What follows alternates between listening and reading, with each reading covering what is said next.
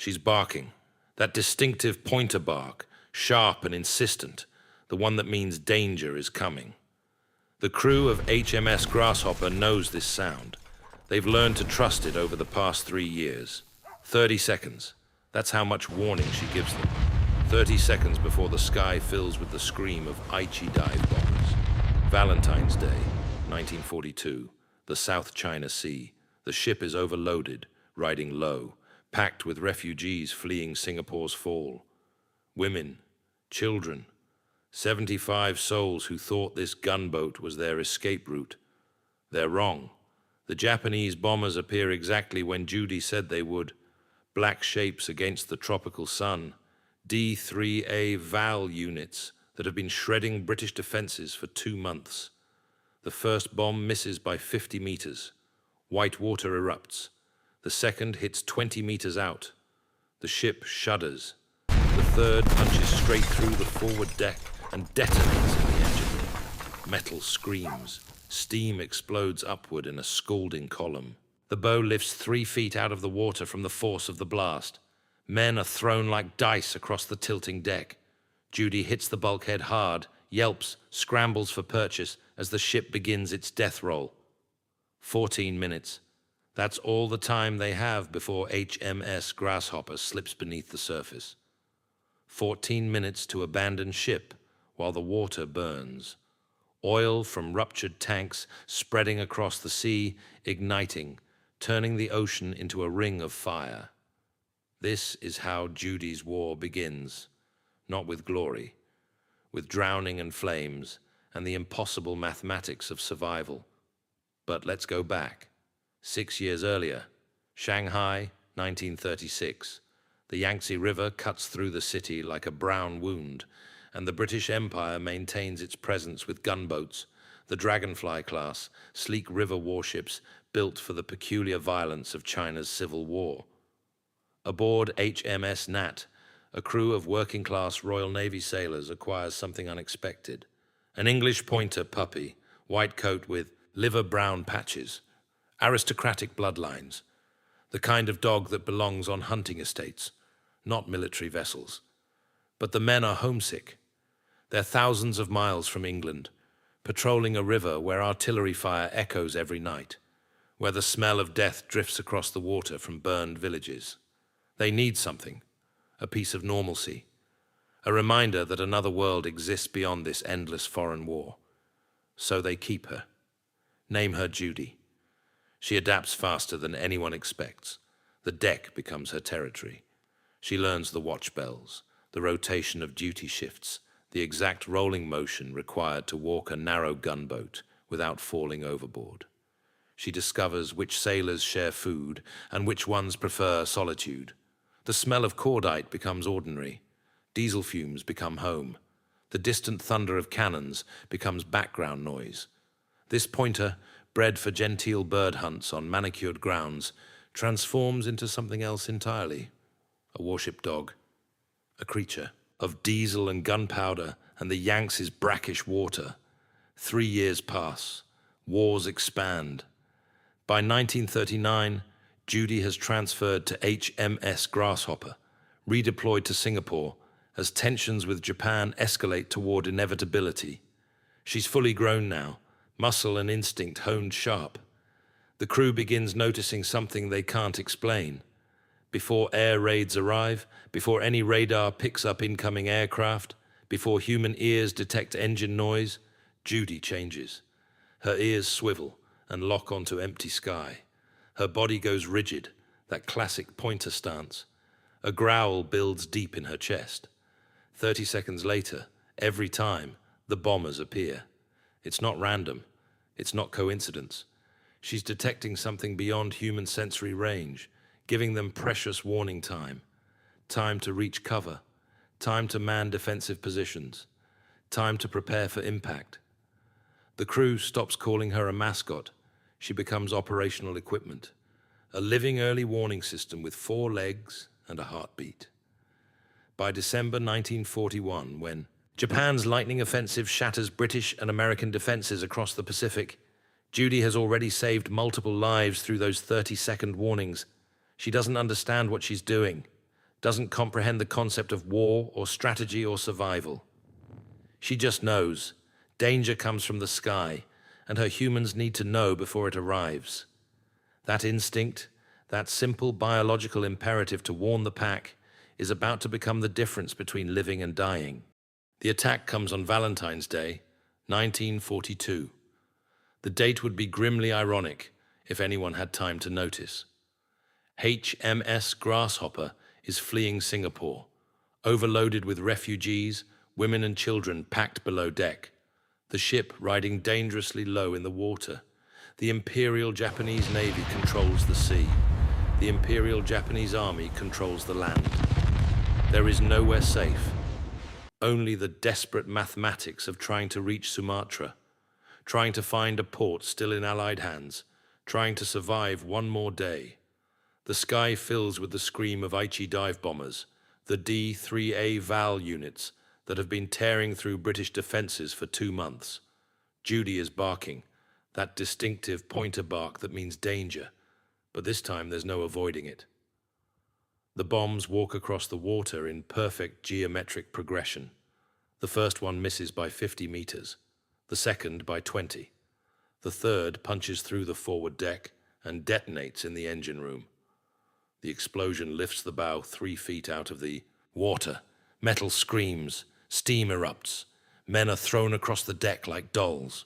Judy is thrown against a bulkhead, yelps, scrambles for footing as the ship begins its death roll. The water is on fire. Oil from ruptured tanks burning across the surface of the South China Sea. People are jumping, screaming, trying to swim through flames. Judy hits the water and swims, not toward shore, toward people, toward the drowning. She reaches a child, maybe 6 years old, choking on seawater, going under. Judy circles, lets the child grab her collar, swims them both toward floating debris. Then she goes back, again and again, pulling people to wreckage, to life rafts, to anything that floats. The ship sinks in 14 minutes. 75 souls aboard. 68 make it to the lifeboats. Judy is responsible for at least 4 of those survivors. 4 people who will never forget the feeling of a dog's collar under their desperate fingers. They wash up on Sinkep Island, volcanic rock and jungle and no fresh water. The island is uninhabited, forgotten, a 30-square-mile prison of sand and palm trees. The survivors organize quickly because organization is the only thing between them and death. Rationing begins immediately. The lifeboats carried some supplies, but not enough, not nearly enough. 2 days pass. The water runs out. 3 days. Mouths stop producing saliva. Urine turns dark. Men start making quiet calculations about how long until the kidneys fail. On the 4th day, Judy starts digging. Not randomly, purposefully. At a specific spot near the tree line, where the sand looks identical to every other square meter of beach. She digs with the focused intensity of a pointer on a scent trail. 1 meter down, the sand changes color, gets darker, gets damp, and then water begins to pool in the bottom of the hole. Fresh water, a spring feeding up through porous volcanic rock. The geologists among the survivors will later explain it's a common phenomenon on these islands, freshwater lenses floating on denser seawater. But in that moment, it's a miracle. 70 men crowd around a hole in the sand, taking turns cupping water to their mouths, and every single one of them knows they just witnessed something they can't explain. The dog found water where there was no water. The dog saved them when they were already dead. They're rescued 2 weeks later by a passing merchant ship and taken to Sumatra, still British-controlled, still safe. For 3 months. Then the Japanese arrive. The conquest is swift and brutal. Sumatra falls in a matter of days. The British survivors from HMS Grasshopper are rounded up with thousands of other Allied prisoners and force-marched into the interior, toward the prison camps that are being carved out of the jungle. Judy marches with them. Nobody questions it. She's one of the crew. But the Japanese guards notice. They notice this dog walking among the prisoners, and they don't like it. Dogs are food. Dogs are resources. Dogs are certainly not prisoners of war. One guard, a Korean conscript with a Type 38 Arisaka rifle and a bayonet that catches the light, makes his intentions clear. He raises his rifle, points it at Judy, clicks off the safety. That's when leading aircraftman Frank Williams steps between the barrel and the dog. Frank Williams is 23 years old, Royal Air Force, a technician, not a fighter, but in this moment, staring down a rifle barrel with a bayonet attached, he finds courage he didn't know he possessed. He speaks in broken Japanese, in gestures, in desperate pantomime. He explains that the dog is Royal Navy, that she's served aboard warships, that she's saved lives. The guard doesn't care. Why should he? It's a dog. But Williams doesn't stop. He escalates. He demands to see the camp commandant. The guard is so surprised by this audacity from a prisoner that he actually complies, if only to see this foolish Englishman get beaten for his insolence. The commandant listens. He's educated, this commandant, speaks English, understands the peculiar British obsession with animals, and he sees an opportunity. If he grants this absurd request, if he officially registers a dog as a prisoner of war, it will demonstrate Japanese magnanimity, Japanese adherence to military protocols, even in the conquered territories. It will be propaganda. So he agrees. He has a document prepared.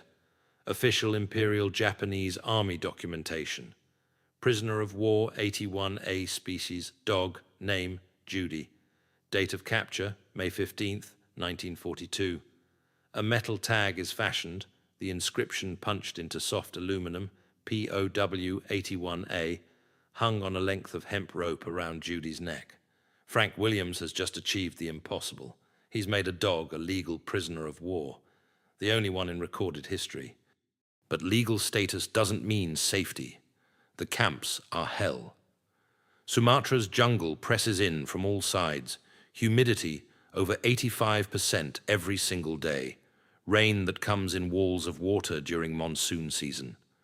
The prisoners are worked to exhaustion building roads, clearing jungle, hauling timber for Japanese military construction. The rations are deliberate starvation, moldy rice, rotten tapioca, sometimes nothing at all. Men die of dysentery, malaria, beriberi, cholera, or simply giving up. The guards are brutal. Beatings for minor infractions, executions for major ones, and Judy is a target. Some guards see her as an affront. Why should a dog eat when men are starving? Others see her as a challenge, something to dominate, to break. She's kicked, hit with rifle butts. One guard tries to strangle her with her own POW tag. Frank Williams intervenes every time, taking beatings meant for the dog, shielding her with his own starving body. The other prisoners help. They slip Judy scraps from their already meager rations. They hide her when patrols come through looking for animals to slaughter. They create a rotation system, different men taking responsibility for her safety on different days. Because Judy isn't just a dog anymore. She's resistance. She's proof that humanity persists even in inhumane conditions. Every day she survives is a victory against their captors, and she gives back more than she takes. At night, when the prisoners are locked in bamboo barracks, lying on wooden platforms crawling with lice, listening to men cry or pray or slowly lose their minds, Judy makes rounds. She moves from man to man, resting her head on a chest, allowing a hand to scratch behind her ears, providing 10 seconds of comfort, of normalcy, of connection to a world where dogs still exist and kindness still matters. The psychological impact is impossible to quantify. How do you measure hope? How do you measure the value of a tail wag in a place designed to crush the human spirit? Frank Williams will later say that Judy saved more lives in that prison camp than she did at sea. Not through heroic action, but through simply being present, through reminding broken men that they were still human enough to love something. But there are moments of heroism too. Real, visceral, undeniable heroism. The snakes are constant. Kraits, cobras, pythons, all of them thriving in the jungle humidity. They slide into the barracks at night, seeking warmth, seeking rodents, sometimes striking at sleeping men. Judy hunts them. Her pointer instincts, bred for centuries to freeze and indicate game birds, translate perfectly to reptile detection. She'll go rigid, that classic pointer stance, one paw raised, muzzle extended, and the prisoners know. Snake. They grab whatever weapon is available, a stick, a bamboo pole, and kill it before it can strike. Judy catches dozens, maybe hundreds over 3 years. How many snake bites did she prevent? How many deaths? There's no record. Just the stories passed between prisoners in whispered tones after lights out. The time Judy killed a python trying to swallow a man's arm while he slept. The time she took a cobra strike meant for Frank Williams. Venom injecting into muscle instead of vein, surviving only because the dose was sublethal and the prisoners had access to stolen medical supplies. Every story cements her legend. Every survival adds to the mythology. Judy POW 81A, the dog that refuses to die. Then comes June 26, 1944. The prisoners are being relocated, packed into the hold of the SS Harugiku, a Japanese merchant vessel, 4,000 tons of rust and rivets. 700 prisoners crammed into a space designed for cargo, no ventilation, no sanitation, just bodies pressed against bodies in the equatorial heat. Judy is there, hidden under a tarp, smuggled aboard, because the guards would never allow a dog on a transport ship. The sea is dangerous now. Allied submarines patrol these waters, hunting Japanese supply lines, and the Harugiku is a legitimate target. No markings identify it as carrying prisoners of war. No international protocols are being followed. It's just another freighter on the Malacca Strait, and when HMS Truculent acquires it in their periscope crosshairs, the decision is straightforward. 2 torpedoes. The first one strikes amidships at 1400 hours. The explosion is catastrophic. Steel peels back like paper. Seawater floods into the hold where the prisoners are trapped. The ship lists immediately, 15 degrees, then 30, then 45. Men are screaming, clawing over each other, drowning in darkness. The second torpedo hits 90 seconds later. The ship breaks apart, and Judy, somehow, finds Frank Williams in that chaos. She reaches him in the flooding hold, and he grabs her, and they swim up through the disintegrating vessel, through passageways that are now vertical shafts, through water thick with oil and debris and dying men, until they break the surface. The sea is full of wreckage and corpses, and the few survivors clinging to anything that floats.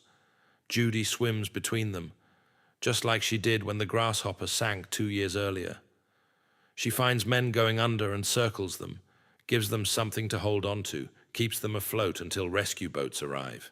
The Japanese do rescue them eventually, not out of mercy, but because prisoners are labor resources. 300 men survive the sinking. 400 don't. Judy survives. Frank Williams survives. They're taken to a new camp, this one at Medan, and the cycle continues. Starvation, disease, brutality, survival. But something has changed. The guards have heard about the sinking. They've heard about the dog who saved drowning men. Some of them, the ones who still have some fragment of humanity intact, start leaving food near the barracks. Small things, a fish head, rice that isn't moldy. They don't speak about it, don't acknowledge it. But the food appears, and Judy eats, and Frank Williams eats, and they survive another day. 1945 arrives. The war is turning. Allied bombers appear in the skies over Sumatra. The guards become nervous, unpredictable. Rumors spread through the camp. Japan is losing. The atomic bombs have fallen. Surrender is imminent. On August 15th, the Emperor announces Japan's capitulation. The guards abandon the camp, just walk away, leaving the gates open, leaving the prisoners to fend for themselves. For 3 days, nobody knows what to do. Are they free? Is this a trap? Then British forces arrive. Real soldiers, not prisoners. Clean uniforms, medical supplies, food, actual food. The prisoners are evacuated, processed, sent to hospitals and rehabilitation centers. And Judy goes with them. She's flown to Singapore, then to England, arriving in February 1946, 4 years after the sinking of the Grasshopper. 4 years of war and captivity and survival against impossible odds. She steps off the plane at RAF Northolt, and photographers are waiting. The story has preceded her. The only dog POW in history, the pointer who saved hundreds of lives. She's awarded the Dickin Medal, the Animals Victoria Cross, the highest honor available for animals in military service.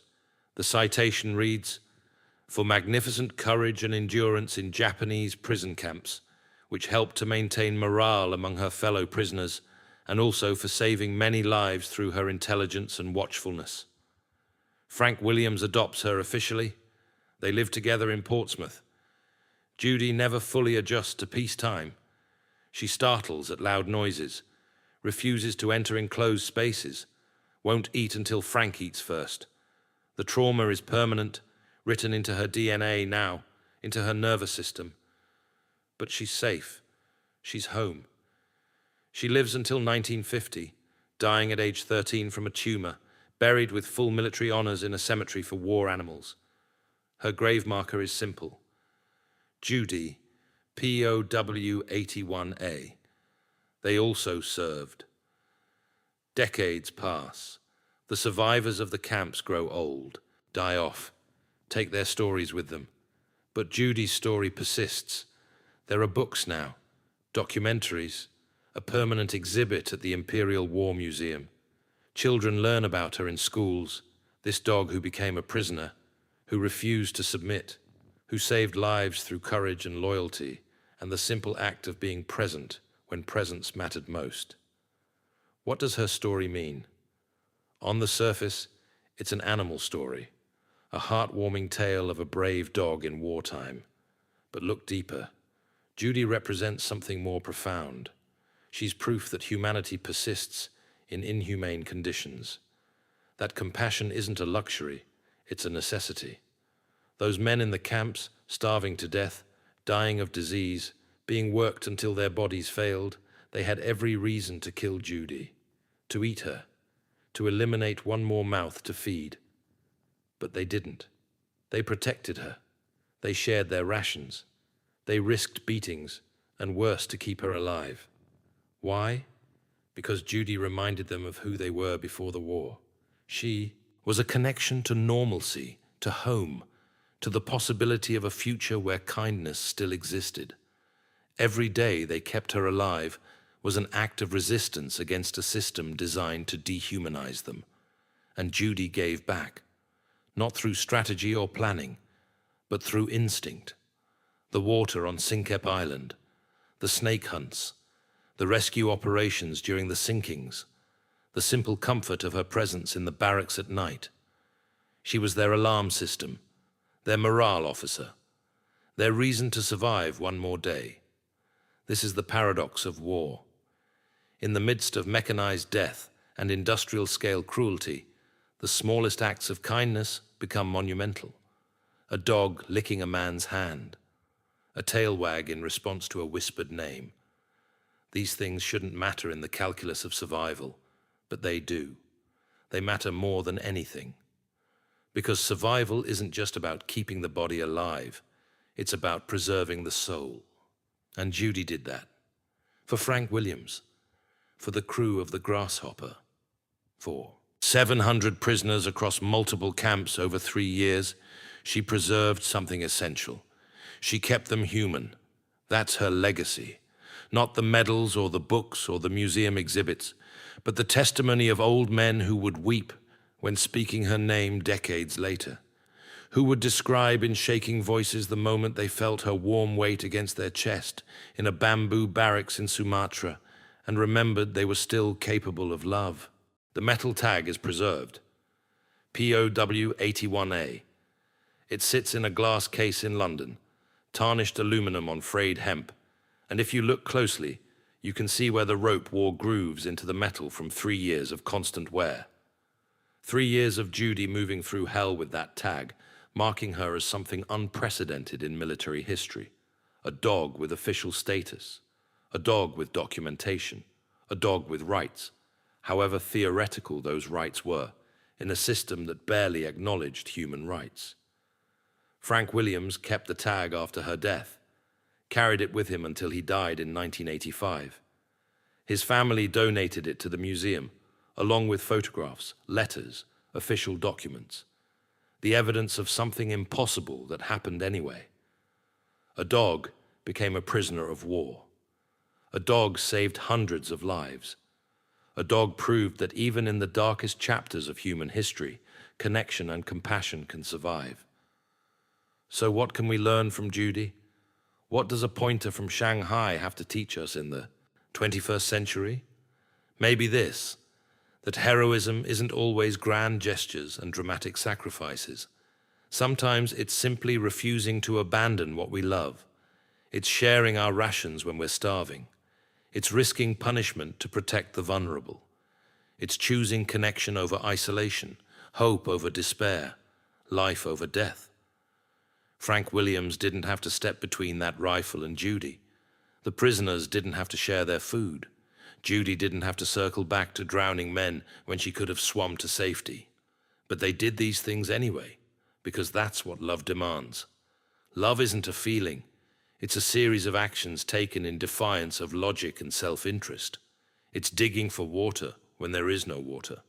It's protecting a dog when protecting yourself would be easier. It's surviving because someone else needs you to survive. Judy's story is a reminder that we're never just saving one life. Every act of kindness ripples outward in ways we can't predict or measure. The child Judy pulled from the burning water in 1942 grew up, had children of their own, grandchildren, great-grandchildren. An entire genealogical tree exists because a dog circled back. The men she kept alive in the camps went home, rebuilt their lives, contributed to their communities. How many teachers, doctors, engineers, parents existed because Judy found water on an island?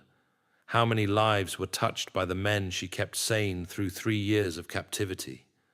The math is impossible. The impact is infinite. One dog, one series of choices, one refusal to quit, and the world changes in ways too complex to fully comprehend. This is why we tell her story. Not because it's unusual, though it is. Not because it's dramatic, though it certainly is that too. We tell it because it's necessary. Because in a world that often feels like it's tearing itself apart, we need reminders that connection is stronger than division. That loyalty transcends species. That courage can wear a collar and 4 paws. That the most profound acts of heroism often come from the most unexpected sources. Judy wasn't a war dog in the traditional sense.